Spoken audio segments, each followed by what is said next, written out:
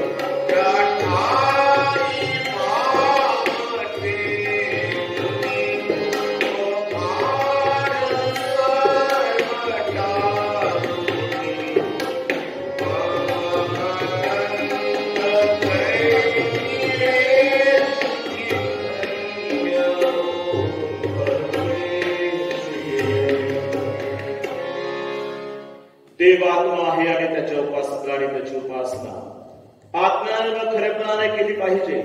पवित्रतेच्या शोभेने परमेश्वराची उपासना करा. हे सर्व पृथ्वी त्याच्या पुढे कंपमान हो. प्रार्थना करूया.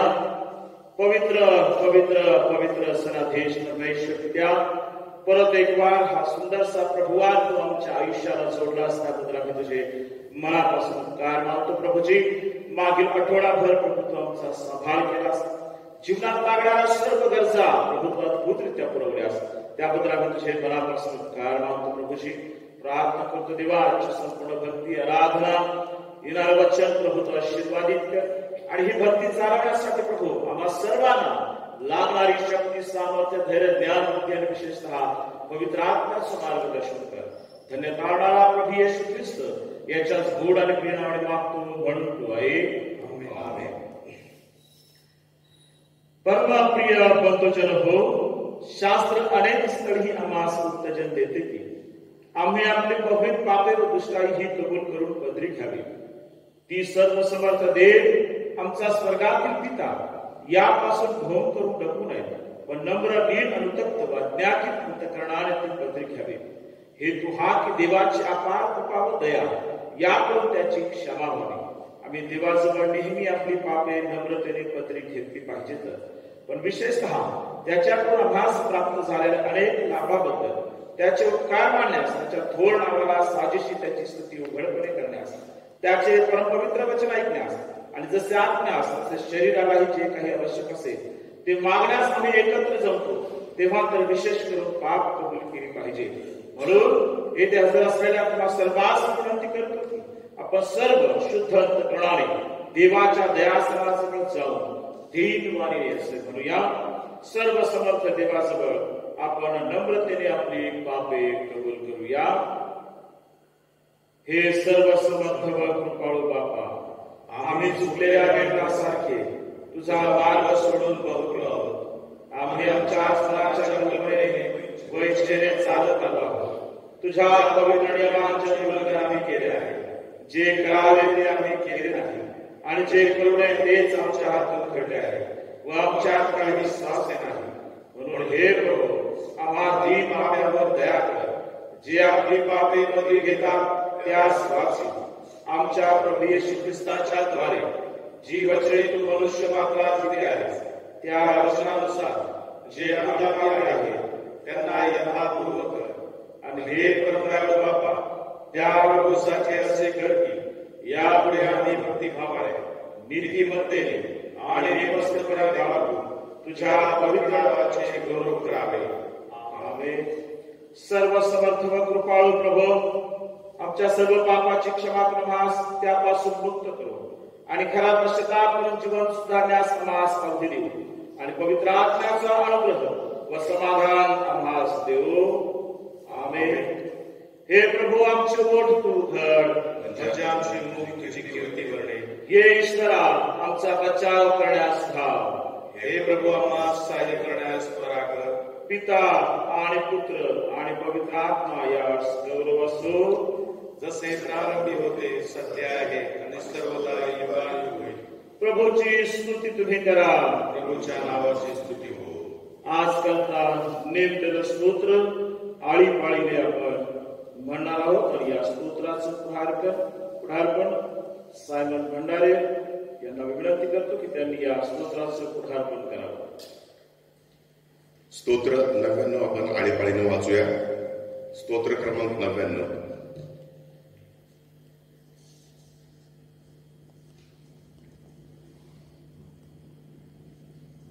परमेश्वर राज्य करीतो, लोक कंपित होत. तो करोबांवर अधिष्ठित आहे, पृथ्वी थरथर कापो. परमेश्वर सियोने थोर आहे, तो सर्व लोकांहून परम थोर आहे. ते तुझे थोर व भययोग्य नाव स्तवोत. पवित्र तोच आहे. राजाचे सामर्थ्य न्यायप्रिय आहे. तू सरळता प्रस्थापित केली आहे. तू याकोबा न्याय आणि नीती अंमलात आणली आहे. परमेश्वराची आमच्या देवाची थोरविगा व त्याच्या पदासनापुढे नमन करा.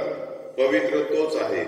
त्याच्या याचकांपैकी मोशे व अहरोन आणि त्याच्या नावाचा धावा करणाऱ्यापैकी शमूएल यांनी परमेश्वराचा धावा केला आणि त्याने त्यांना उत्तर दिले.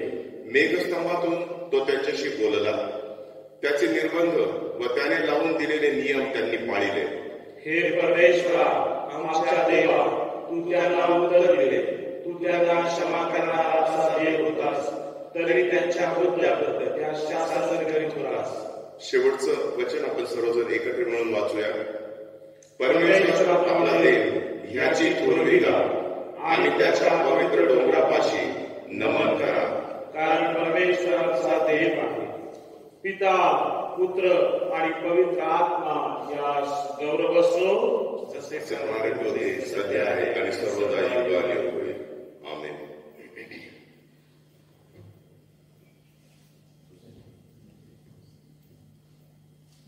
यावेळी देवाच्या पवित्र वचनाकडे जाऊ. पहिले शमूएल याचा 17वा अध्याय आणि त्याच्या 34 वचनापासून 54 वचनापर्यंत. पहिले शमूएल याचा 17वा अध्याय आणि त्याच्या 34 वचनापासून प्रथम शास्त्र पाठास आरंभ होत आहे. दावीद शाऊलास म्हणाला, आपला दास आपल्या बापाची शिरडेपेढे राखीत असता एकदा एक सिंह व एकदा एक अस्वल कल्पातील एक कोकरू घेऊन गेले. तेव्हा मी त्याच्या पाठीस लागून त्यास मारिले आणि कोकरास त्यांच्या जबड्यातून सोडविले. मजवर त्याने झडप घातली तेव्हा मी त्याची दाढी धरून त्याला हालून ठार केले. आपल्या दासाने त्या सिंहास वासवलास मारून टाकले. हा असून ती बलिष्ठी त्या दोघांपैकी एकसारखा ठरेल, कारण त्याने जिवंत देवाच्या सेनास तुच्छ लेखिले आहे. दावीद आणखी म्हणाला, ज्या परमेश्वराने मला सिंहाच्या व अस्वलाच्या पंजातून सोडविले, तोच मला या बलिष्ठीच्या हातातून सोडविल. तेव्हा शाऊल दाविदास म्हणाला, जा, परमेश्वर तुझ्या बरोबर असो. शाऊलाने आपला पेहराव दाविदास लेपिला, त्याच्या मस्तकी पितळी टोप घातला व त्याच्या अंगात चिलखत चढविले. दावीद आपली तलवार आपल्या चिलखतावर बांधून चालून पाहू लागला, कारण त्याला यापूर्वी त्याचा सराव नव्हता. दावीद शाऊलास म्हणाला, ही घालून माझ्याने चालत नाही, कारण मला यांचा सराव नाही. म्हणून दाविदाने ती उतरून ठेवली. मग त्याने आपली हातकाठी हाती घेतली, ओघळातून 5 गुळगुळीत गोटे वेचून आपल्या थैलीत म्हणजे धनगरी बटव्यात ठेवली आणि आपली गोफण घेऊन तो त्या बलिष्ठाकडे गेला. तिकडे तो पलिष्ठीही दाविदाच्या जवळ आला. त्याचा शस्त्रवाहक त्याच्यापुढे चालत होता. त्या पलिष्ठ्यांनी दाविदास न्याहाळून पाहिले तेव्हा तो त्यास तुच्छ वाटला, कारण तो केवळ अल्पवयी असून तांबूस रंगाचा व सुकुमार होता. तो पलिष्ठी दाविदास म्हणाला, मी काय कुत्रा आहे, मला दुखाची घेऊन पुढे आला आहेस? त्या पलिष्ठाने आपल्या देवाची नावे घेऊन दाविदासची व्यास दिली. तो दाविदास म्हणाला, असा जवळे म्हणजे तुझे मांस आकाशातील पक्षास व वनपशूस देतो. तेव्हा दावीद त्या बलिष्ठास म्हणाला, तू तलवार व भाला व बर्ची घेऊन मजवर चालून आलायस, पण इस्रायली सैन्याच्या देवाला तू तुच्छ देखील आहेस. त्या सेनाधीश परमेश्वराच्या नावाने मी तुझकडे आलो आहे. आज परमेश्वर तुला माझ्या हाती देईल. मी तुझा वध करीन व तुझे शिर धडापासून वेगळे करेन. मी आज बलिष्ठी सैनिकांची प्रेते आकाशातील पक्षास व वनपशूस देईल. तेव्हा इस्रायलचे देव आहे असे अखिल पृथ्वीस विदित होईल. आणि या सगळ्या समुदायास कळून येईल की मी परमेश्वर तलवारीने व भाल्याने विजय होतो असे नाही, कारण हे युद्ध परमेश्वराचे आहे. तो मांस आमच्या हाती देईल. मग तो पलिष्ठी उठून दाविदाशी सामना करायला जवळ आला. तेव्हा दावीद त्या पलिष्ठाशी सामना करावा. सैन्य होते त्या दिशेकडे त्वरेने धावला. दाविदाने आपल्या पटव्यात हात घालून त्यातून एक गोटा घेऊन गोफणीत घातला आणि ती गरगर फिरून बलिष्ठांच्या मस्तकावर असा मारला की तो त्याच्या कपाळात घुसून तो जमिनीवर पालथा पडला. या प्रकारे दाविदाने गोफणमुंड घेऊन बलिष्ठांशी सरशी केली आणि त्याचा वध केला. दाविदाच्या हाती तलवार नव्हती. दाविदाने धावत जाऊन त्या बलिष्ठांच्या छातीवर पाय दिला व त्याचीच तलवार म्यानातून काढून त्याला ठार मारून त्याचे शिर छेदिले. आपला महावीर गत झाला आहे हे पाहून बलिष्ठी पळून गेले. मग इस्रायल यहुदी उठले आणि रणशब्द करीत गत व एकरोन यांच्या वेशीपर्यंत बलिष्ठांचा पाठलाग करीत गेले आणि बलिष्ठी शाईमाच्या वाटेत गत व एकरोन येथवर घायाळ होऊन पडले. मग इस्रायल लोक बलिष्ठांचा पाठलाग करण्याचे सोडून परत आले व त्यांनी त्याची छावणी लुटली. दाविदाने त्या बलिष्ठाचे शिर यरुशलेम नेले, पण त्याची शस्त्रे त्याने आपल्या डेऱ्यात ठेवली. इथे प्रथम शास्त्रपाठाची समाप्ती होते. यावेळी आजकरता नेमलेलं पत्र वाचण्यात येईल.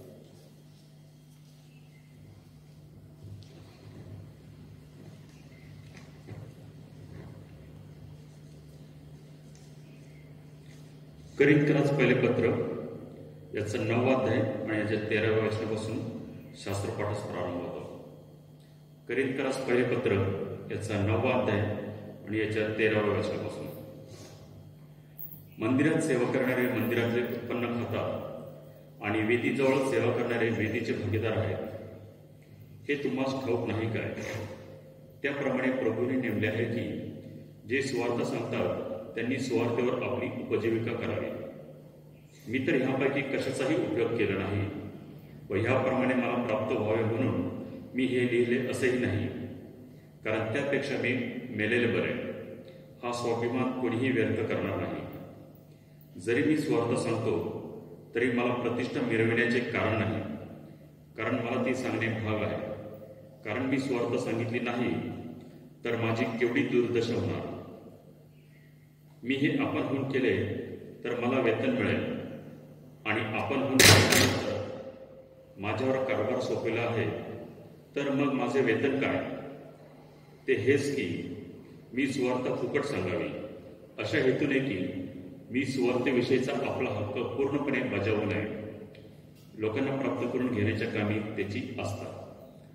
कारण मी सर्वांपासून स्वतंत्र असताही अधिक लोक मिळविण्यासाठी आपणाला स्वतःचा सर्वांचा दास केले आहे.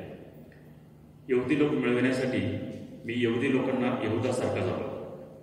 नियमशास्त्राधीन लोक मिळवण्यासाठी मी नियमशास्त्राधीन नसता त्यांना नियमशास्त्राधीनासारखा झालो. जे नियमशास्त्र विरहित आहेत त्यांना मिळवण्यासाठी म्हणजे नियमशास्त्र नाही अशांना मी नियमशास्त्र विरहित असा झालो. तरी देवाच्या नियमाबाहेर होतो असे नाही, तर ख्रिस्ताच्या नियमांच्या अधीन होतो. दुर्बळांना मिळवण्यासाठी दुर्बळांना मी दुर्बळ झालो. मी सर्वांना सर्व काही झालो आहे, अशा हेतूने की मी सर्व प्रकारे कित्येकांचे तारण साधावे. मी सर्व काही स्वार्थकरिता करतो, अशासाठी की मी इतरांबरोबर तिचा भागीदार व्हावा. परमेश्वर वाचलेल्या शेवट. यावेळी शुभवर्तमान ऐकण्यासाठी आपण सर्वजण उभे राहूया.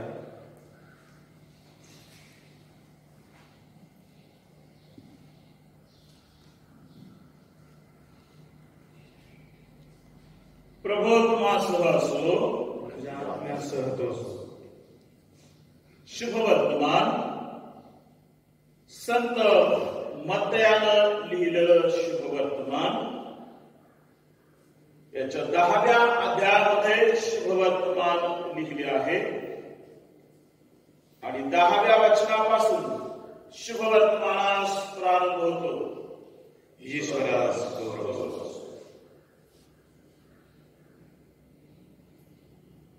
वाटेसाठी झोळणा, दुसरा अंगरखा, वाहना किंवा काठी घेऊ नका, कारण कामकाराचे पोषण व्हावे हे योग्य आहे.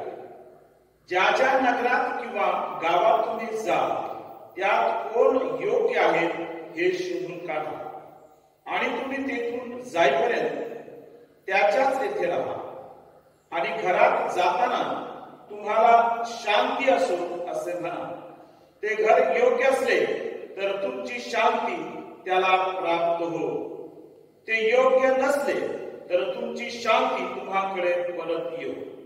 जो कोणी तुमचे स्वागत करणार नाही व तुमची वचने ऐकणार नाही त्याच्या घरातून किंवा नगरातून निघताना आपल्या पायाची धूळ झटकून टाका. मी तुम्हाला खचित सांगतो, न्यायाच्या दिवशी त्या नगरापेक्षा सदोम गमोरा या प्रदेशाला सोपे जाईल. हे ख्रिस्ताचे शुभवर्तमान आहे. हे ख्रिस्ता तुझी स्तुती असो. उभा असतानाच आपला प्रेषितीय विश्वास अंगीकार आपण सर्वजण मिळून म्हणूया.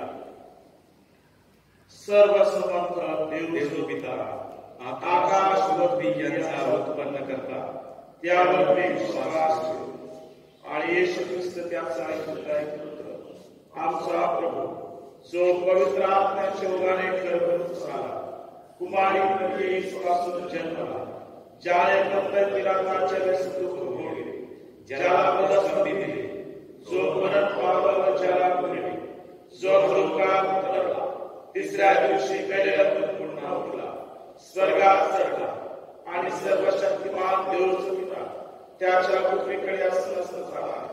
तेथून जिवंतांचा व मेलेल्यांचा न्याय करायचा त्याच्यावर विश्वास ठेवतो.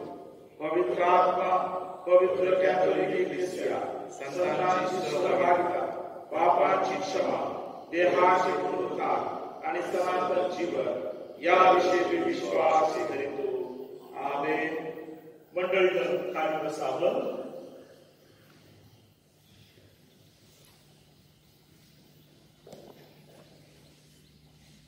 आजच्या दिवसाकरता नेमलेली सात प्रार्थना. हे देवा, आमच्या तारणहारा, सर्वांचे तारण व्हावे, त्यांनी सत्य समजावे ही तुझी इच्छा आहे. तुझ्या पुत्राने प्रेषितांना त्याचा मार्ग तयार करण्यासाठी सर्वत्र पाठवले. तुझ्या ख्रिस्त मंडळीने त्याचप्रमाणे जनसेवेचे कार्य करावे, रोग्यांना बरे करावे, पिळवणूक होणाऱ्यांची बाजू घ्यावी आणि सर्वांना तुझ्या प्रेमाचा संदेश जाहीर करावा. असे तू कृपेने कर. तुझ्या सर्व पवित्र आत्म्यासह व सर्व काळ राज्य करणारा एकमेव आमचा प्रभू येशू ख्रिस्त याच्याद्वारे आमेन. आज करता नेमलेली चार प्रार्थना एकविषयी करता आपण प्रार्थना करू.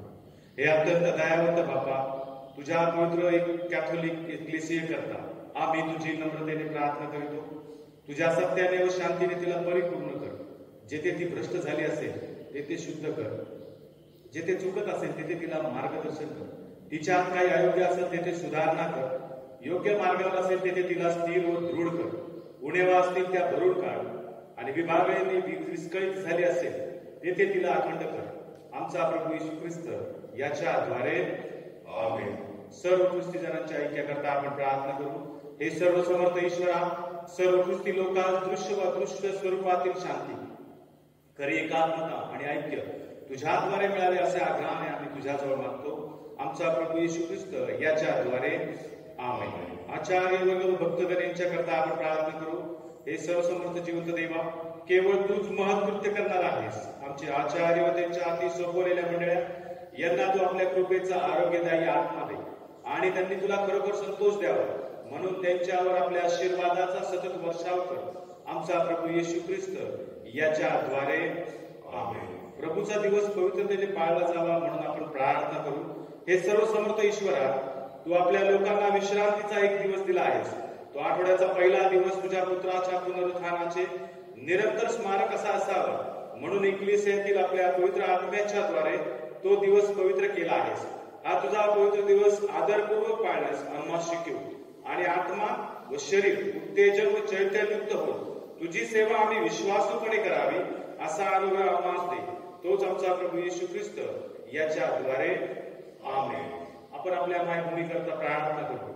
हे सर्व राष्ट्रांचे ईश्वरा, तुला आमची विनंती आहे की आमच्या मायभूमीवर तुझी कृपा दृष्टी असते. आमचे राष्ट्रपती, आमचे पंतप्रधान नरेंद्रजी मोदी, त्याचप्रमाणे आमचे मुख्यमंत्री उद्धवजी ठाकरे, त्याचप्रमाणे नाशिक जिल्हा अधिकारी सूरजजी मांढरे, त्याचप्रमाणे नाशिकचे कमिशनर विश्वासजी नागरे पाटील, त्याचप्रमाणे आमचे पोलीस अधिकारी यांना बुद्धिमत्ता व समजशक्ती दे. प्रजाजनात ऐक्य एकत्मता नांदू दे. तिने न्यायनीती, स्वातंत्र्य, उन्नती व शांततेच्या प्रगतीपथावर असावे म्हणून तुझ्या जीवनदायी आत्म्याच्या प्रकाशाने त्यांच्या राजनीतीला वळण दे. तुझ्या संकल्पानुसार योग्य वेळी तिची प्रतिष्ठा अवलौकिक तुझा धन्यपुत्र आमचा प्रभू येशू ख्रिस्त याच्या राज्यात सादर करावा असे तू कृपेने कर. आमचा प्रभू येशू ख्रिस्त याच्याद्वारे आमेन. सर्व ख्रिस्ती कुटुंबाकरता आपण प्रार्थना करू. हे प्रभू देवा, तू आपल्या लोकांची निवासस्थाने शांत व सुरक्षित राहू देतोस. आम्ही तुला विनंती करतो की सर्व ख्रिस्ती कुटुंबावर तुझा आशीर्वाद असू दे. वैराच्या सर्व पाशापासून त्यांना दूर ठेव आणि तुझ्या दासांना शांती लाभावी म्हणून तुझ्या पवित्र दूतांचे वाचवले ते असू दे. आमचा प्रभू येशू ख्रिस्त याच्याद्वारे आमेन. आपल्या मंडळीमध्ये जे आजारी आहेत त्यांच्यासाठी आपण विशेष प्रार्थना करूया. हे सर्वसमर्थ जिवंत देवा, जीवन व आरोग्याच्या दात्या, आम्ही तुला विनंती करतो की जे आजारी आहेत, विशेषतः जे कोविडग्रस्त आहेत, त्यांना तू आरोग्य दे. त्यांची सेवा करणारे आमचे डॉक्टर, त्याचप्रमाणे आमचे परिचारिका, त्याचप्रमाणे आमचे वॉर्ड बॉय यांच्यासाठी आम्ही प्रार्थना करतो. त्यांच्यावर दया कर, त्यांना त्यांची सेवा करणाऱ्यांना आशीर्वाद दे. तुझी इच्छा असल्यास तुझ्या कृपेने त्यांना लवकर आरोग्य प्राप्त व्हावे आणि त्यांनी तुझ्या पवित्र इक्लेसियात तुझी उपकार स्तुती करावी असे तू कृपेने कर. आमचा प्रभू येशू ख्रिस्त याच्याद्वारे आमेन. अनुग्रहासाठी सांग प्रार्थना. हे प्रभू, आमच्या स्वर्गातील बापा, सर्वसमर्थ सनातन देवा, तू आज सकाळपर्यंत आम्हाला सुखरूप ठेवले आहे. आपल्या परम सामर्थ्याने या दिवशी आमचे संरक्षण कर आणि असे कर की आम्हाला कोणत्याही पापात किंवा संकटात पडू नये, परंतु तुझ्या दृष्टीने सरळ ते आम्ही सर्वदा करावे म्हणून आमची कृत्य तुझ्या योजनेने व्यवस्थित व्हावी. आमचा प्रभू येशू ख्रिस्त याच्याद्वारे आमेन. हे सर्वसमर्थ देवा, आम्ही या समय एकमताने आमच्या सामुदायिक प्रार्थना तुझपाशी सादर कराव्यात म्हणून तू आम्हाला अनुग्रह दिला आहे आणि तू असे वचन दिले आहेस की जेथे दोघे किंवा तिघे माझ्या नावाने एकत्र जमले म्हणजे मी त्यांच्या विनंत्या मान्य करीन. म्हणून हे प्रभू, आम्हा तुझ्या दासांना सर्व प्रकारे हितकारक होईल अशा रीतीने आता आम्हा इहलोकी तुझ्या सत्याचे ज्ञान आणि परलोकीचे सनातन जीवन दे. आमचा प्रभू येशू ख्रिस्त याच्याद्वारे आमेन. यावेळी मंडळीसाठी काही सूचना आहेत.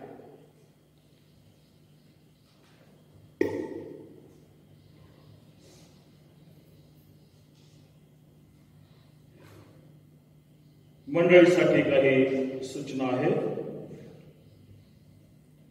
या लॉकडाऊनच्या काळामध्ये मंडळीतील सभासदांनी आपला दशांश स्मरणाकाराचे डबे चर्चमध्ये आणून दिलेले आहेत. दशांश देणाऱ्यांची नावे: प्रीती बबनराव बत्तीसे यांनी आपला दशांश आणि रविवारचं दान जे आहे ते दान त्यांनी चर्चमध्ये आणून दिलेलं आहे. त्याचबरोबर प्रार्थना जॉय चव्हाण यांचाही दशांश पवित्र भांडारामध्ये त्यांनी पोस्ट केलेला आहे. कल्पलता जॉय चव्हाण यांचाही दशांश त्यांनी पवित्र भांडारामध्ये पोस्ट केलेला आहे. अजिंक्य अधमकर यांनीही त्यांचा दशांश आणि रविवारचं दान त्यांनी मंदिरामध्ये पोस्ट केलेला आहे. साक्षी सुनील भंडारे यांचाही दशांश पवित्र भांडारामध्ये पोहोचत केलेला आहे. या सर्वांचे मी मनापासून आभार मानतो की आपला दशांश तुम्ही पवित्र भांडारामध्ये पोहोचत केलेला आहे. देवबाप त्याच्या अभिवचनाप्रमाणे सर्व आशीर्वाद देवबाप तुम्हाला देऊ हीच प्रभुचरणी प्रार्थना करतो. विशेष सूचना की आमच्या मंडळीचे ज्येष्ठ सभासद विजय मोहिते यांचं काल रात्री 1:45 हृदयविकाराच्या झटक्यानं त्यांचं निधन झालेलं आहे. ते उपनगर या ठिकाणी राहतात. त्यांची पत्नी वेरोनिका मोहिते, त्यांच्या 2 मुली आहेत, 1 मुलगा. देवबाप या दुःखित कुटुंबाला दुःख सहन करण्यासाठी शक्ती देव आणि ख्रिस्तामध्ये विसावा पावलेले आमचे बंधू विजय मोहिते यांच्याही आत्म्याला देवबाप शांती देव हीच आपण प्रार्थना करूया. त्यांच्या घरी आपण 1 वाजता प्रार्थना आहे आणि त्यानंतर 2:30 वाजता नाशिक या ठिकाणी त्यांचा अंत्यविधी होणार आहे. म्हणून मंडळीतील सभासदांना विनंती आहे की या काळामध्ये आपण एकत्रित येणं हे कायद्यानं त्याचा गुन्हा आहे. म्हणून मंडळीला विनंती आहे की 1 वाजता त्यांच्या घरी राहत्या घरी प्रार्थना आहे. उपनगर या ठिकाणी तुम्ही 1 वाजता त्या ठिकाणी येऊ शकता. मात्र कब्रस्थानामध्ये फक्त 20 लोकांनाच परवानगी देण्यात आलेली आहे. म्हणून त्या ठिकाणी 2:30 वाजता तो अंत्यविधी होणार आहे. तरी मंडळीच्या माहितीस्तव थँक्यू व्हेरी मच. यावेळी देवाच्या गौरवासाठी आपण गीत गाऊया आणि एकलेसीचं गीत संग्रह गीत क्रमांक 383. गीत क्रमांक 383 थोर तुझे उपकार ख्रिस्ता.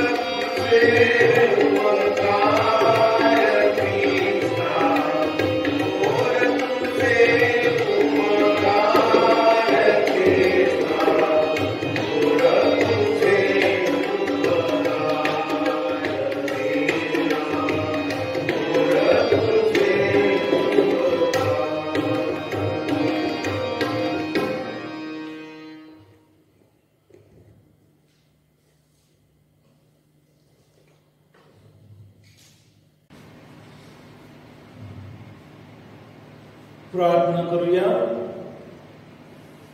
स्तुतीस पात्र आणि भयासोग्य आमच्या जिवंत देवा, परत एक बार प्रभू तुझ्या वचनातून बोलण्याची संधी दिलीस त्याबद्दल तुझी मनापासून उपकार मानतो. प्रभूजी बोलत असताना देवा माझ्या जिभेचे बंधन मोकळे कर, कंठाला स्पर्श कर प्रभू. आणि मी नसून तू स्वतः बोलत असताना विशेषतः पवित्र आत्म्याचं मार्गदर्शन कर प्रभू. येशूच्या नावाने मागतो म्हणून तो ऐक. आमेन. सर्वांना ख्रिस्ता सलाम. देवा आपला धन्यवाद देऊया. आजच्या या सुंदरशा प्रभुवांसाठी देवा आपण हा प्रभुवान आमच्या आयुष्याला देवा आपण जोडलेला आहे. त्याबद्दल देवाला धन्यवाद देऊया. सूचनेमध्ये मी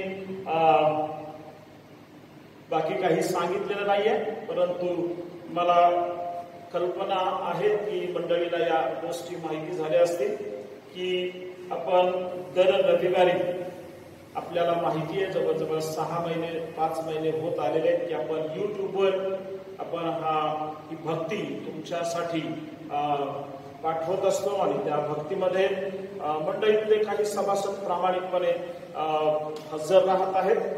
त्याबद्दल देवा त्यांना आशीर्वादित करू. आणि काही लोक वेळेनुसार ही भक्ती अटेंड करत आहेत. त्यांना माझं सांगणं आहे, तुमच्या वेळेनुसार भक्ती पाहू नका. जो वेळ मंदिराचा, जो चर्चचा वेळ आहे, आपण सकाळी 10 वाजता चर्चमध्ये येत होतो, भक्ती करत होतो, त्याच वेळेला आपण परमेश्वराची भक्ती करावी अशी माझी सर्वांना नम्रतेची विनंती आहे. आणि जर आम्ही देवाला वेळ देतो आणि देवाच्या वचनाची आम्ही किंमत करतो, त्यावेळेस देव सुद्धा आमची किंमत करत असतो. म्हणून लक्षात असू द्या की कृपया भक्तीमध्ये सहभागी होत चला. देवाचं वचन ऐकण्यासाठी आतुर असा. देवा तुम्हाला नक्कीच आशीर्वादित केल्याशिवाय राहणार नाही. आजचा जो विषय आहे, चर्च ऑफ नॉर्थ इंडियाच्या अल्मनत प्रमाणे देवाचे कार्य करण्याची, देवाचे कार्य करणाऱ्यांची या कार्यासाठी देवानेच नियुक्ती केलेली असते, असा आजचा विषय आहे.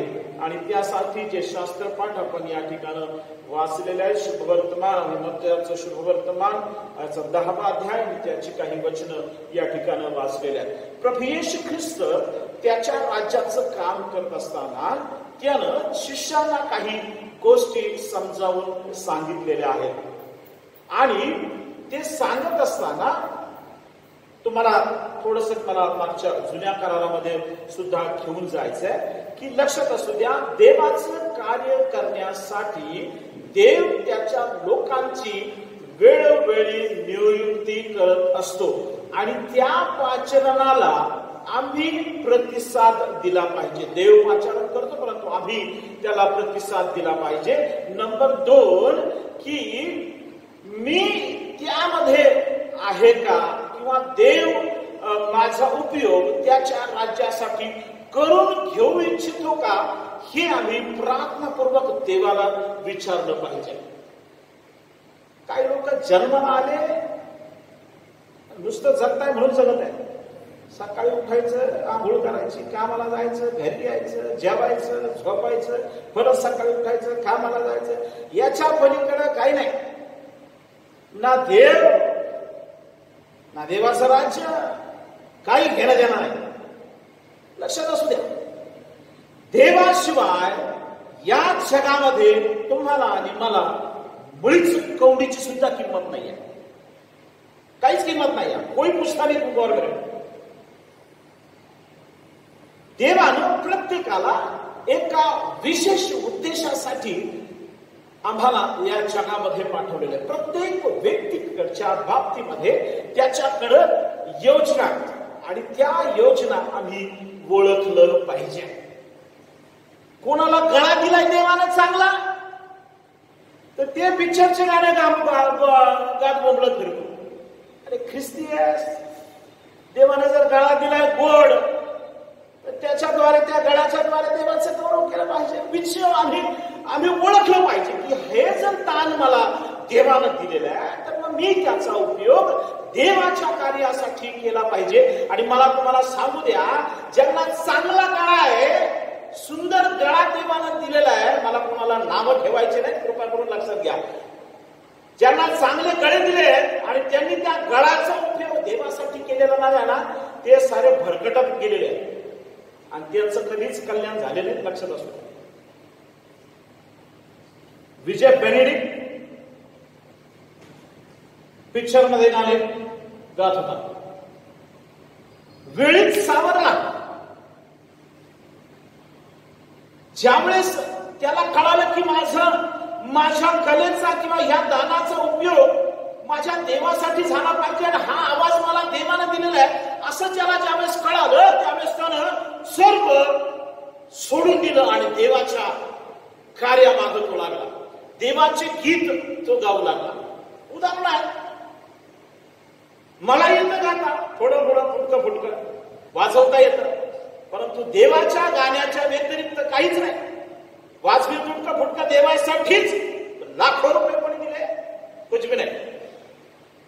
आम्ही ओळखलं पाहिजे की आमचा जन्म देवानं आम्हाला कशासाठी दिलेला, आमचं आयुष्य देवानं कशासाठी दिलंय हे ओळखलं पाहिजे. माझ्या प्रियानं, या जगामध्ये असा कुठलाच व्यक्ती नाहीये जो या पृथ्वी तलावर जन्मला की तो देवाच्या उपयोगाचा नाहीये. सर्व देवाच्या उपयोगाचे. हालेलुया. बायबल सांगतं, त्याच्या बायबलमध्ये पुरावा दिलेला आहे.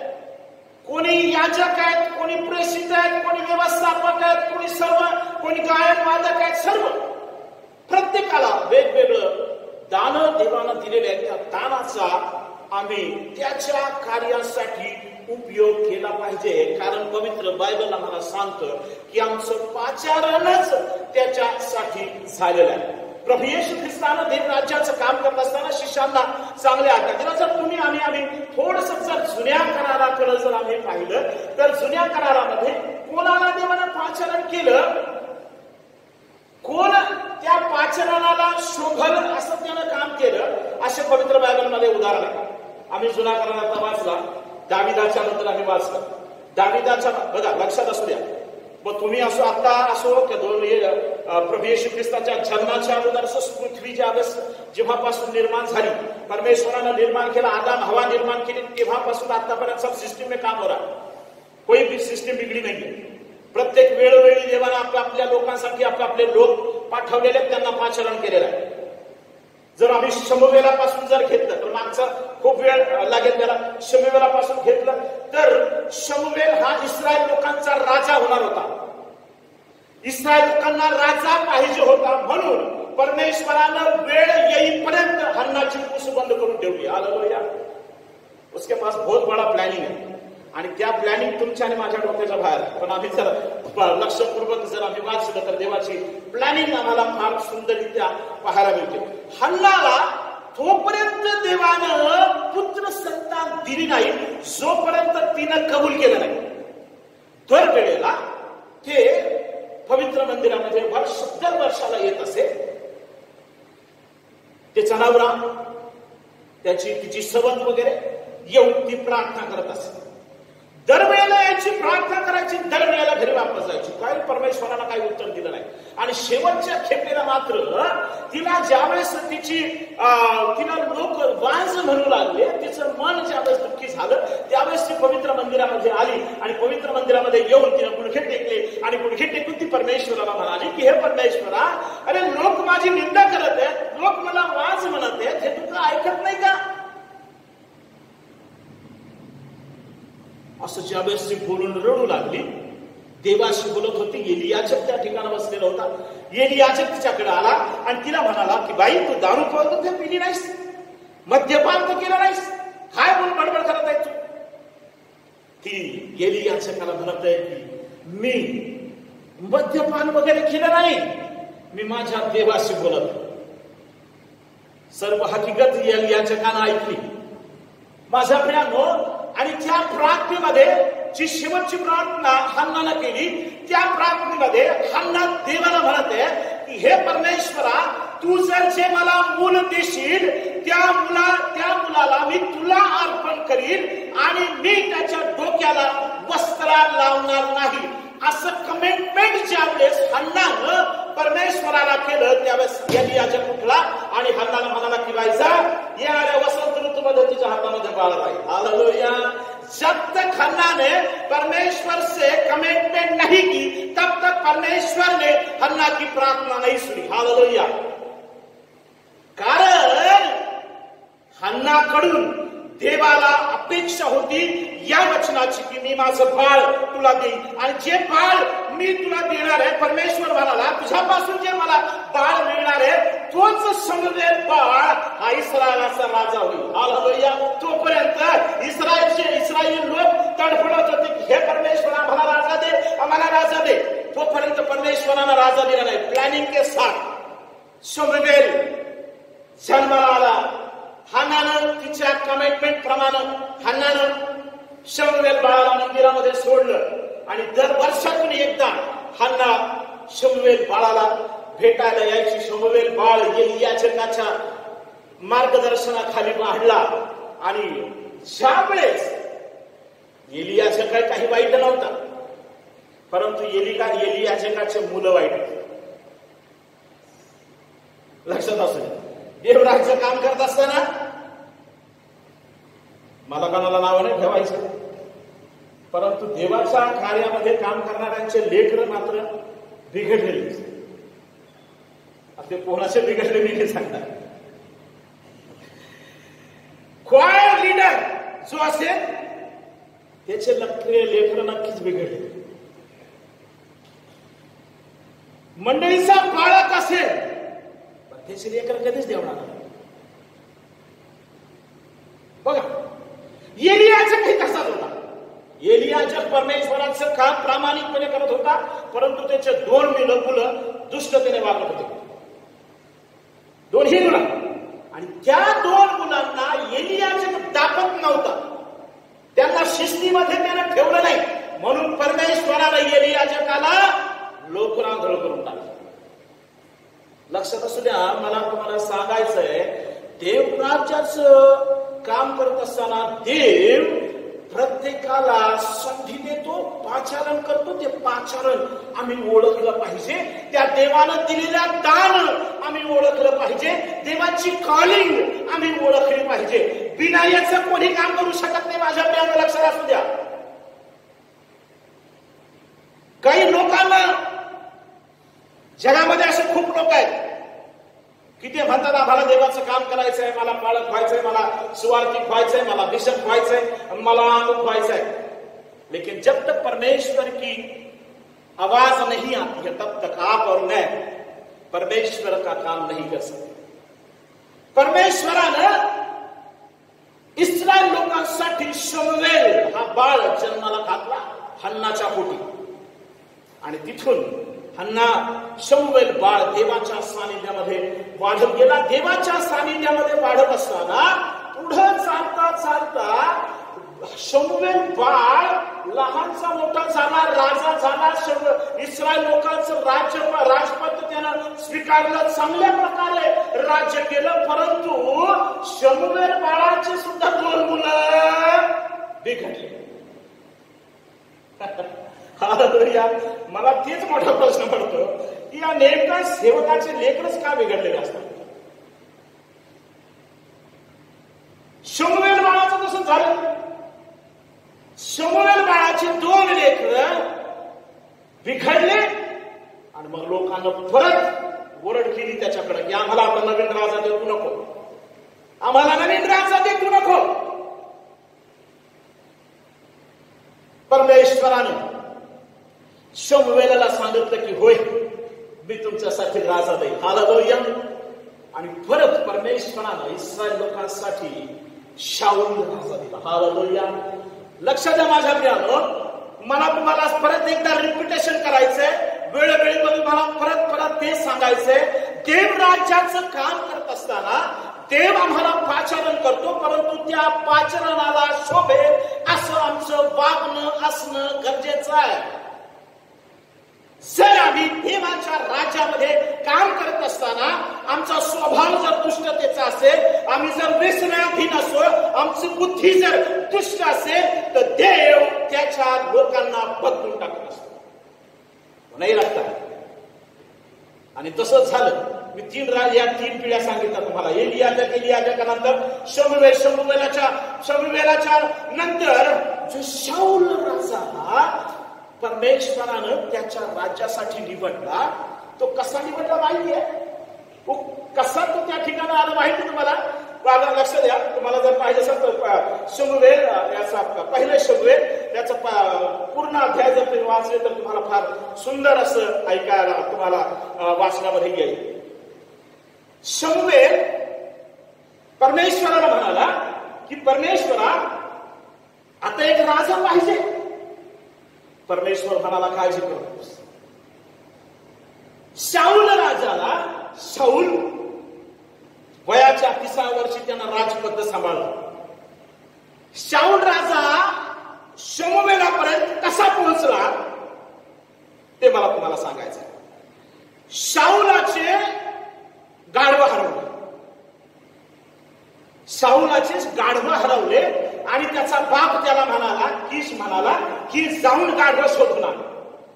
शाऊल आणि त्याचा एक नौकर, त्याचा एक दास गाढव शोधायला निघाले आणि गाढव शोधता शोधता शोधता शोधता खूप दिवस त्यांना लागले. आणि गाढव शोधत असताना त्यांना एका गावामध्ये ते आले. त्यांनी सांगितलं की या ठिकाणी एक देवाचा माणूस आहे आणि तो देवाचा माणूस मला नक्कीच रस्ता सांगेल. कुठं जायचं, कसं जायचं, तुमच्या घरी तुम्हाला कसं जायचं ते सर्व तुम्हाला सांगेल.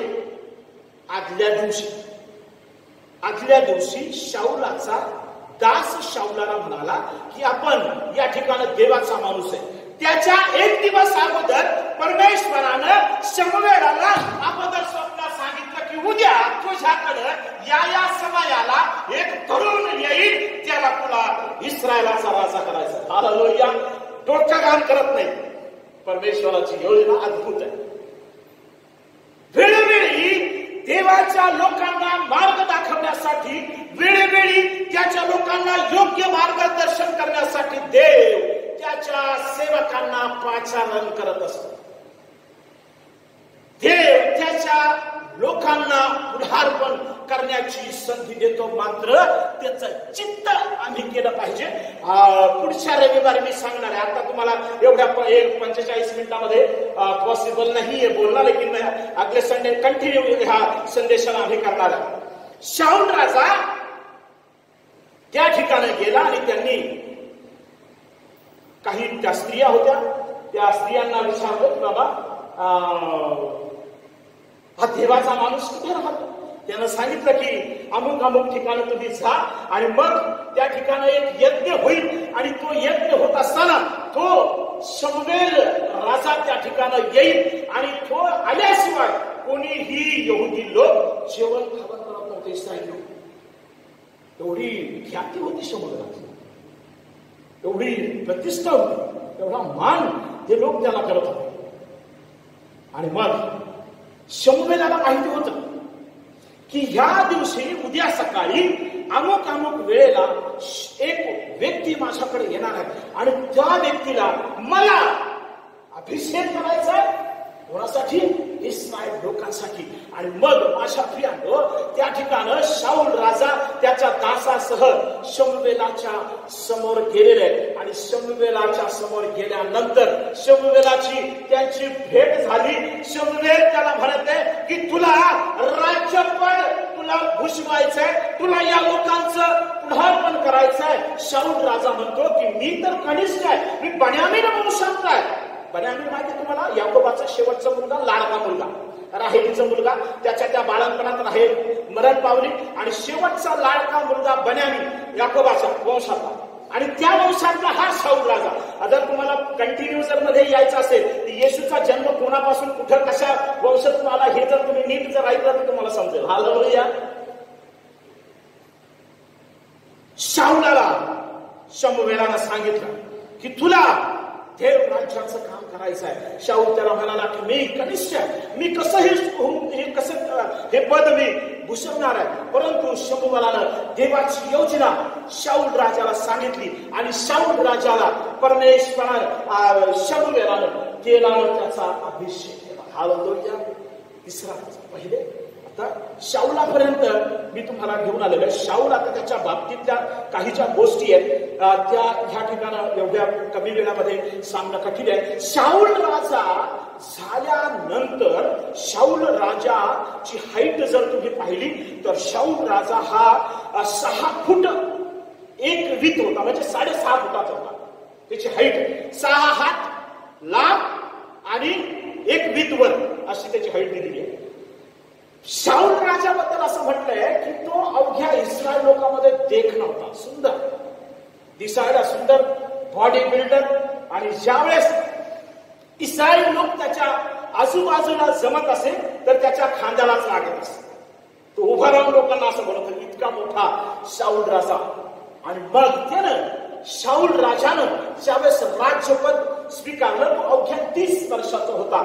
आणि ज्यावेळेस इस्रायल लोकांना सर्वात मोठा जो त्रास होता तो पलिश्त्यांपासून होता. आणि पलिश्ती लोक त्यांना जास्त प्रमाणामध्ये त्रास देत होते, त्यांच्यावर लढाई करत होते, त्यांच्या लोकांना ते मारून टाकत होते. आणि पलिश्त्याविषयी जास्त प्रमाणामध्ये या लोकांना चीड होती. आणि मग ज्यावेळेस शाऊल राजा झाला त्यावेळेस त्याला पलिश्त्यांच्या सोबत युद्ध करावं लागलं. आणि युद्ध करत असताना खूप काही युद्ध शाऊलानं केले, त्याबद्दल मी तुम्हाला नंतर सांगेन. परंतु ज्यावेळेस पलिश्त्यांचा सर्वात वीर पुरुष असं म्हटलेलं आहे त्याला बायबलमध्ये, त्याचं नाव काय? गोल्याथ.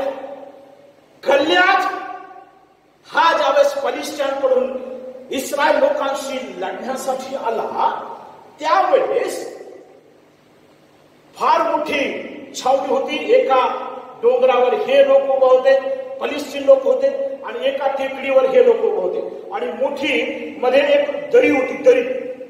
आणि हा शाऊल राजा झाल्यानंतर शाऊलानं काही सैन्य, इस्रायली सैन्य घेऊन पलिश्त्यांच्या समोर ज्यावेळेस तो लढाईसाठी आला त्यावेळेस ही एक इमॅजिन करा की 2 ग्रुप आहे. पलिश्तीनचे या ठिकाणी सैन्य उभा आहे, एका बाजूला इस्रायल सैन्य उभा आहे. आणि हे लोक रोज सकाळी हा जो महापुरुष, महावीर पुरुष त्याला म्हटलेला आहे, तो गोल्याथ रोज सकाळी उठायचा आणि त्या तंबूच्या बाहेर यायचा. आणि हा गोल्याथ खूप मोठा धिप्पाड असा हा गोल्याथ होता. आणि रोज उभा राहून तो मोठ्याने म्हणायचा, अहो इस्रायली सैनिकांनो, तुमच्यातला एक माणूस माझ्याकडे पाठवा, त्याच्याशी मी लढेन. जर त्यानं मला मारलं तर आम्ही सर्व पलिश्तियन तुमचे गुलाम होऊ. आणि मी जर त्याला मारलं तर सर्व इस्रायली सैनिक माझे गुलाम होतील. रोज हा गोल्याथ 40 दिवस सकाळ संध्याकाळ या लोकांना चिडवत असत. आणि हे इस्रायली लोक गोल्याथाला पाहून भयभीत होते, असे कापत असे. रोज हा प्रकार चालला होता 40 दिवस. संडे स्कूल मध्ये ऐकलं असेल तुम्ही, परंतु परत तुम्हाला रिपीट करत आहे. हे संडे स्कूलची गोष्ट आहे. परंतु एकदा मी संडे स्कूलला सुद्धा असं चेक करावं म्हणून मी चेक केलं, परंतु नेमकं या दाविदानं गोल्याथाला मारलं, गोल्याथ पडला एवढंच माहिती आहे. पण आतलं काय नेमकं कसं घडला हा प्रकार तो मात्र आम्हाला माहिती नाही. त्या ठिकाणी रोज आणि रोज हा गोल्याथ 40 दिवस सकाळ संध्याकाळ येऊन या लोकांना तो चेतवत असे, त्यांना चिडवित असे. आणि एकदा दावीद राजा त्या ठिकाणाला, दावीद राजाचे 2 भाऊ, दाविदाचे 2 भाऊ या लढाईमध्ये होते. आणि एक दिवस दाविदाच्या बापानं दाविदाला म्हणाला की 1 ठेपा हुरडा आणि 10 भाकरी घेऊन तू जा आणि त्या ठिकाणी तुझे भाऊ आणि इस्रायली सैनिक आहेत त्यांच्याकडे जा, तुझ्या भावाला या भाकरीन हा हुरडा दे आणि त्यांची ख्याल खुशाली करून वापस ये. दावीद राजा मेंढर सांगणारा दावीद राजा त्या ठिकाणी आला. दावीद म्हणतो, मी राजा नंतर म्हणेल त्याला, कारण पुढच्या नंतर तो शाऊलाच्या नंतर राजा आला. दावीद त्या ठिकाणी आला. दावीदानं हे सर्व पाहिलं की हा माणूस येतो आणि आमच्या लोकांना म्हणतो की तुमच्यातला एक माणूस पुढे या, मी त्याच्याशी लढतो, मी त्याला मारतो, तो जर मेला तर तुम्ही आमचे गुलाम आणि मी जर मेलो तर आम्ही तुमचे गुलाम, असं म्हणतो. दाविदानं ऐकलं. दाविदानं इस्रायल लोकांना विचारलं की हा नेमका काय प्रकार आहे. लक्षात असू द्या, मला मुद्द्यावर यायचं माझ्या बिया. दावीद राजा म्हणत होता, हा असा का म्हणतो. त्याच्या अगोदर शाऊलानं एक फरमान काढलेलं होतं सैनिकामध्ये. ज्यावेळेस गोल्याथ हे शब्द बोलायचा की कोण एक माणूस पाठवा, एक मनुष्य पाठवा, त्याच्याशी मी लढतो. असं ज्यावेळेस गल्ल्यात वेळोवेळी म्हणू लागला त्यावेळेस शाऊलानं एक फरमान काढलं की जो कोणी या गल्ल्याला ठार करील त्याला मी धन दौलत देईन आणि माझी मुलगी देईन. परंतु कोणी पुढे येत नाही. एवढं मोठं फरमान काढलं, मी त्याला धन दौलत देईन, माझी मुलगी देईन आणि याचा वंश, याची जी वंश आहे तो वेगळा राहील. फार मोठी बक्षीस होती.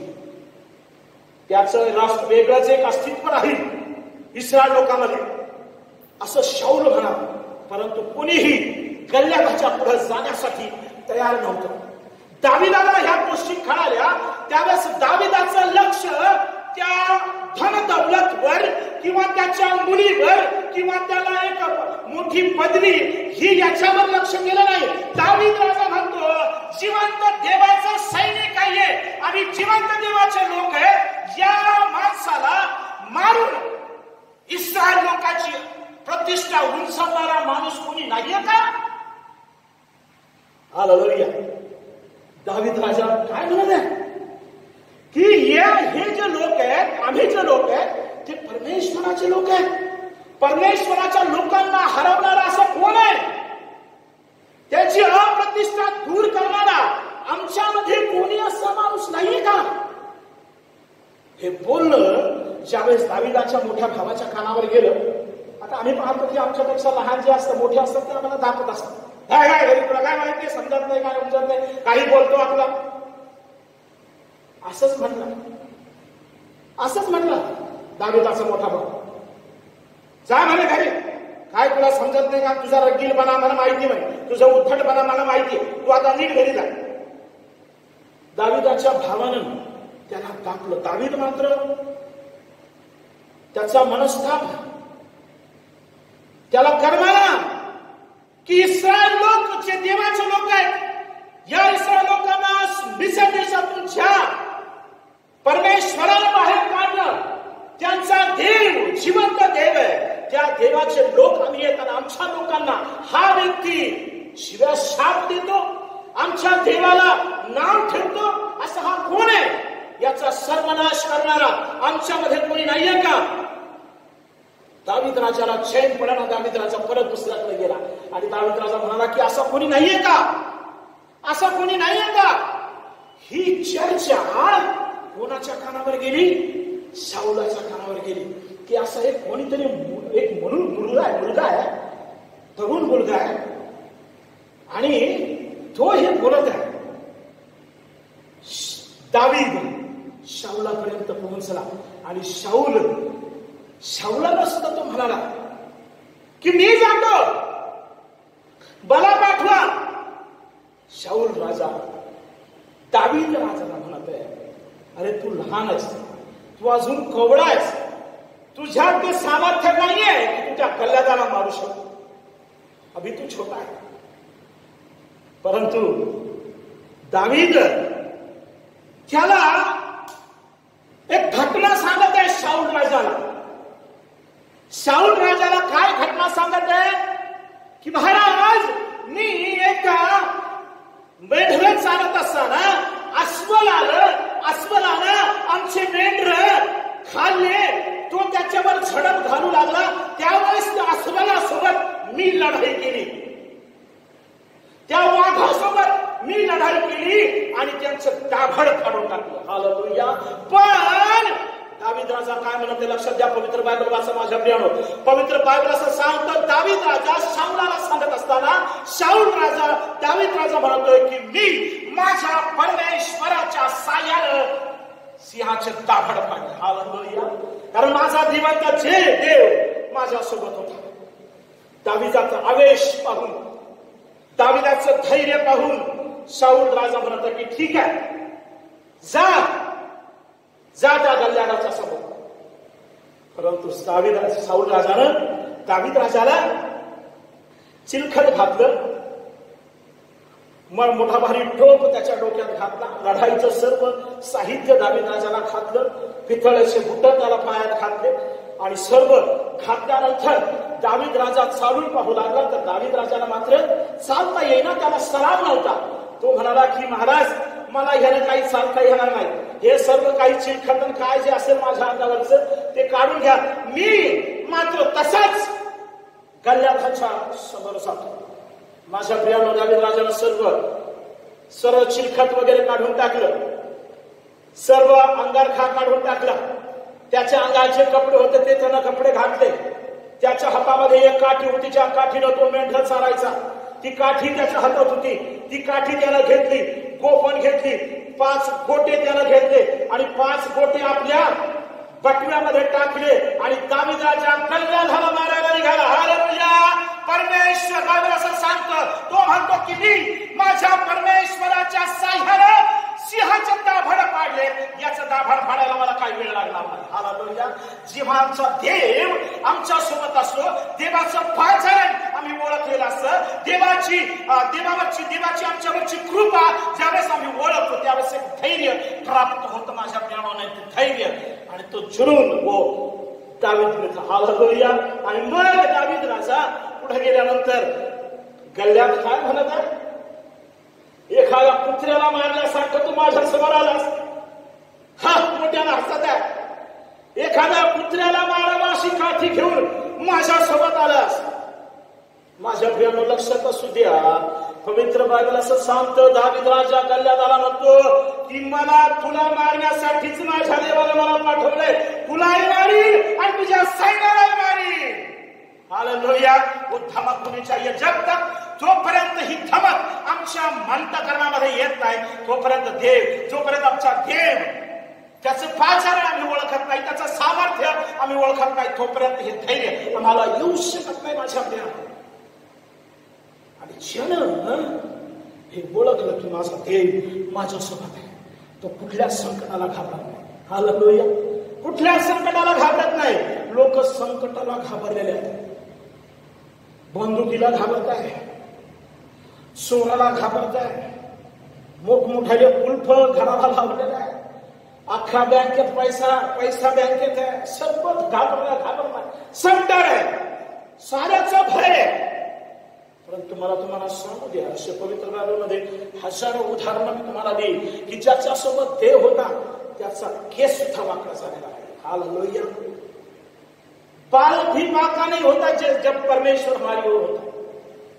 दाविदाच्या सोबत परमेश्वर होता. माझ्या प्रियानो, दावीद राजाला ज्यावेळेस शाऊल राजानं पाठवलं, शाऊल राजा म्हणतो जा, परमेश्वर तुझ्या सोबत आहे.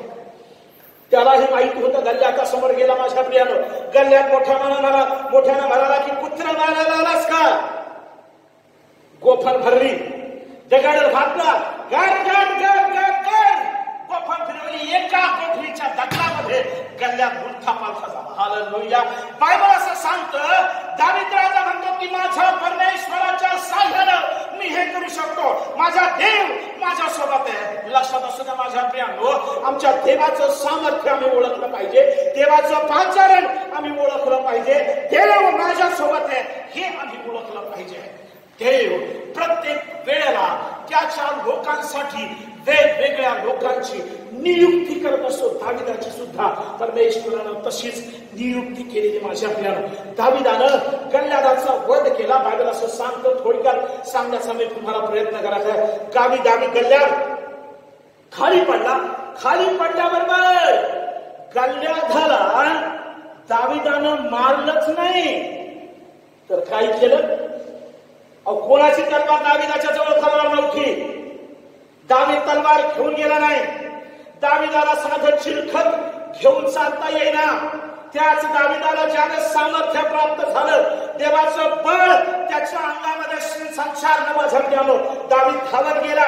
दावीद जाऊन गल्ल्यादाच्या छातीवर त्यानं पाय ठेवला. गल्ल्यादाची तलवार उपसली आणि गल्ल्यादाचं शिर धडावून केलं. हालेलुया. तो परमेश्वर आहे. हालेलुया. कधी कधी देवाचं सामर्थ्य देवाच्या सेवकांसोबत अशा प्रकारे असं त्यानं शांतकरण भरून येतं. हालेलुया. डर नाही जर देव तुमच्या सोबत आहे. पवित्र बायबल असं सांगतं की मी घेऊ नको, मी तुझ्या सोबत आहे. 365 वेळेला हा शब्द पवित्र बायबल मध्ये सांग आलेला आहे की भिवू नको, मी तुझ्या सोबत आहे. मी तुझ्या पाठीशी असं कुठंच म्हटलेलं नाहीये. तर पवित्र बायबल असं सांगतं, भिवू नको, मी तुझ्या सोबत आहे. मी तुला माझ्या उजव्या हातानं सावरून धरणारा जिवंत देव आहे. तुझं तोंड तू चांगलं उघड, मी भरणारा देव आहे. तुझ्या जखमा बऱ्या करणारा मी देव आहे. मोठ्या संकटातून, मोठ्या वादळातून वाचवणारा मी तुला देव आहे. आजच्या प्रमाणे या जगामध्ये कमावण्याचं सामर्थ्यही मीच तुला देणारा देव आहे. देवाला आम्ही ओळखलं पाहिजे. माझ्या प्रियाने, गल्ल्यादाचं मुंडकं शिराच्या वेगळं केलं, मुंडकं हातात धरून दावीद राजा निघाला. माझ्या प्रियानं कोणाचा जयघोष करी? देवाचा जयघोष करी.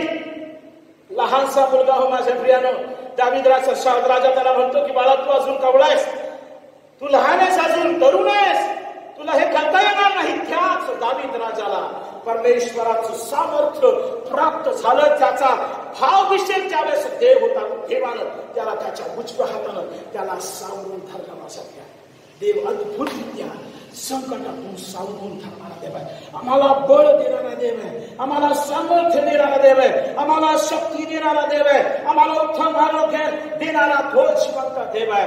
बायबल असं सांगतो की वेळोवेळी देव त्याच्या कार्यासाठी आपल्या लोकांची नियुक्ती करत असतो आणि ते आम्ही ओळखणं गरजेचं आहे. माझ्या प्रिय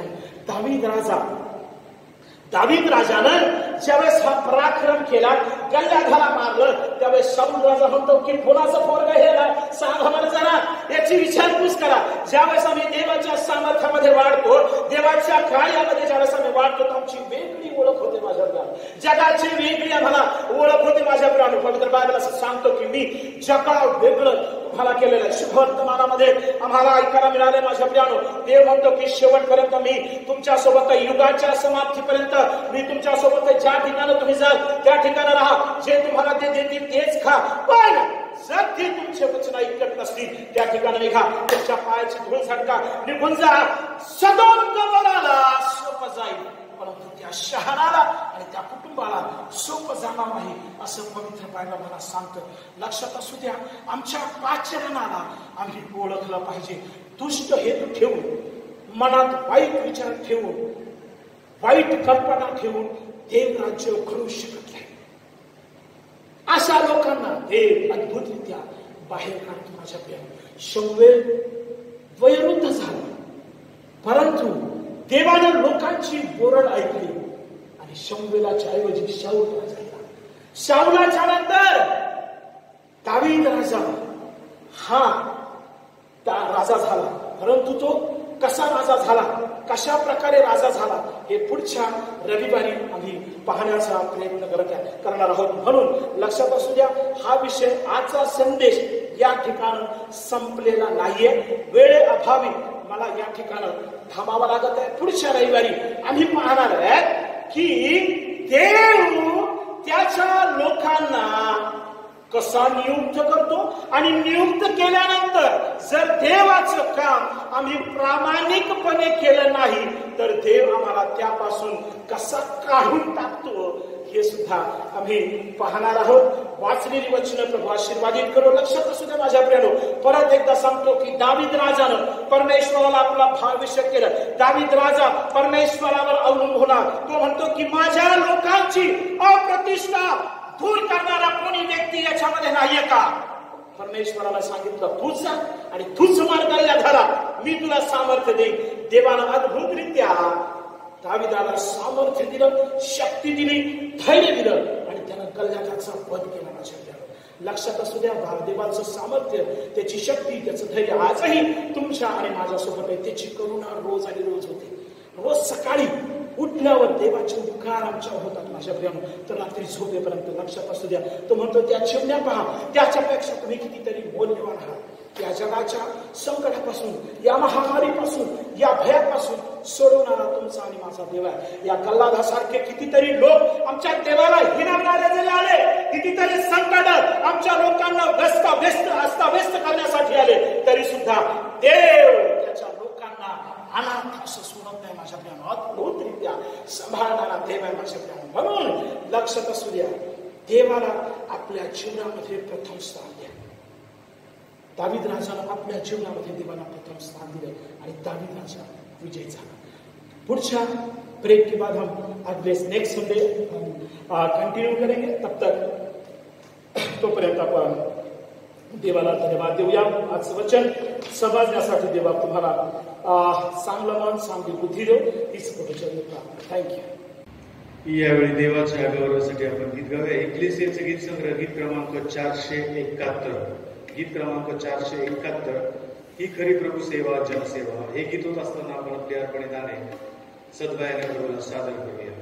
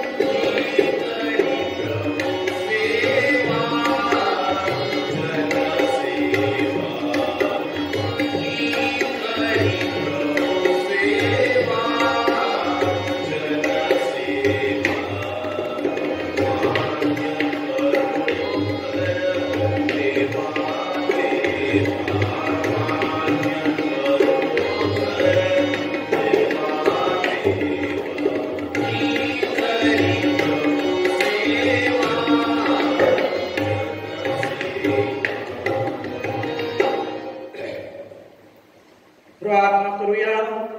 हे जगाच्या निर्माणकर्त्या पवित्र दूत तुझी निरंतर आराधना करिता सर्व काही तुझ्यापासून प्राप्त होते.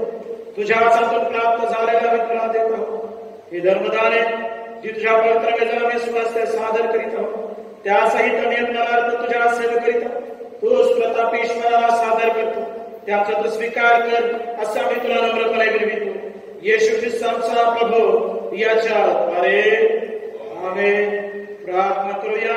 पवित्र सनाधीश परमेश्वर त्या सुंदरशा वचनामधून तू आमच्याशी बोललास त्याबद्दल आम्ही तुझे मनापासून कार मानतो. प्रार्थना करतो प्रभू परमेश्वर त्या सर्व मंडळांसाठी मंडळीचे सर्व पासष्ट कमिटीचे सर्व पदाधिकारी महिला मंडळ तरुण संघ संडे स्कूलचे सर्व टीचर्स सर्वांना तुझा विपुल आशीर्वाद दे. नाशिक धर्म प्रांताचे कार्यकारिणी सर्व पदाधिकारी सर्वांना बिशप साहेब राईट लेवल या साहेब यांना आपल्या सर्वांना तुझा विपुल आशीर्वाद दे. प्रार्थना करतो या महामारीपासून तुझा संरक्षण कर. भारतासाठी भारतातील सर्व नागरिकांसाठी मी प्रार्थना करतो या करोनापासून तुझा सर्वांचं तू रक्षण कर. प्रार्थना करतो ही जी भक्ती जे लोक ऐकत आहेत तुझे लेकर ऐकत आहेत सर्वांना तुझा विपुल आशीर्वाद दे. आणि प्रभू परमेश्वर या वचनाप्रमाणे चालण्यासाठी आम्हाला लागणारी शक्ती सामर्थ्य धैर्य दे. प्रार्थना करतो मंडळीमध्ये जे कोणी आजारी आहेत सुगंध शिंदे यांच्यासाठी प्रभू त्यांना तू उत्तम असं आरोग्य दे आणि त्यांच्याद्वारे तुझ्या नावाचा गौरव होते. प्रार्थना करतो सुरेश गुहळ यांच्यासाठी प्रभू त्यांनाही तुझ्या आशीर्वादावर आणि सुंदर उत्तम असं त्यांना तू आरोग्य दे. पुढील सर्व वेळ प्रभा मी तुझ्या पवित्र हातामध्ये दे. धन्य करणारा प्रभू येशू ख्रिस्त त्याच्या गोड आणि प्रिय नावाने मागतो म्हणून आमेन. प्रभूने शिकवलेली प्रार्थना म्हणूया. हे आमच्या स्वर्गातील पिता, तुझे नाव पवित्र मानावे जावे, तुझे राज्य जसे स्वर्गात तसे पृथ्वीवर. तुझ्या इच्छेप्रमाणे आमची रोजची भाकराचं मास दे. जसे आम्ही आमच्या अपराधांची क्षमा करू तशी तू आमच्या अपराधांची क्षमा कर. आणि आम्हास परीक्षेत नकोस तर आम्हास पापापासून सोड. कारण की राज्य सामर्थ्य आणि ही सर्व काळ तुझीच आहे. आमेन. सर्व बुद्धी सामर्थ्याच्या पलीकडे असलेली देवाची शांती तुमच्या अंतःकडे येऊन देवाच्या आणि त्याचा पुत्र येशू ख्रिस्त आपला प्रभू याच्या ज्ञान व प्रतीत राहा. आणि सर्व समाजाने पिता पुत्र आणि पवित्र आत्मा याचा आशीर्वाद तुम्हावर असो आणि सदा सर्वदा तुम्हास राहो. आमेन.